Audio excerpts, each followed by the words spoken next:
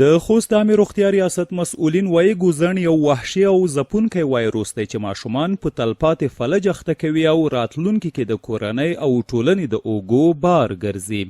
دوی زیاتوي که د واکسین د تطبیق په برخه کې لږ غفلت هم وشي او لرې پرتې ولسوالۍ د لاسرسي وړ ونه ګرځي نو ماشومان پرې اخته کیدی شي او د یو ناورین د رامنځته کېدو ویره شته.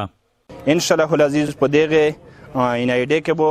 3,60,000 کسان وړو ماشومان ورته واکسین کیږي او الحمدلله په دې کې به ویټامین A چې په وجود کې یو مهم عناصر دی دغه به هم ورکولی کیږي.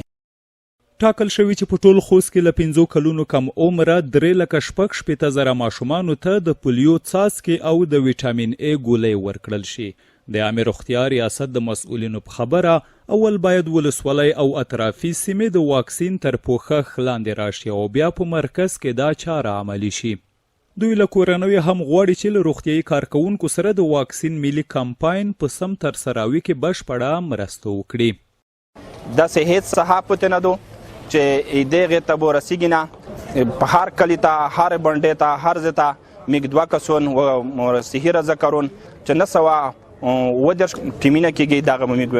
صحي ته لګو. بل پلو عام خلک هم له کورنیو غوښتنه لري چې خپل ماشومان هغه که ناروغ ویده یا میلمانه وي باید واکسین کړي څو راتلونکي کې له دایمي معیوبیت او احتیاجۍ څخه وژغورل شي. دا زه په ټول خوست میشت نه غاکما چې تاسو خپل بچیون د واکسینو کیم ټیمونه چې تاسو کلی ته درځي دې ته ضرور وبسئ او پولیو چې دا یو خطرناک ناروغي ده او الحمدلله زه د عامې روغتیا ریاست نه چې کوم خبرې ما تر اوسه پورې په خوست کې پیښه نشته او که چیرې موږ تاسې لږه ناغېړي وکړه په ټول خوست کې به بیا د پولیو واقعیت پیښیږي بیا به والدین به ورته پریشانه وي. د یادونې وړ ده چې د پولیو یا ګوزڼ ناروغي لا هم په ټول هیواد کې په یو مخیزه بڼه نه ده مهار شوې خو 0 ته یې د کچې راښکته کېدو په موخه هر اړخیزې هڅې روانې دي.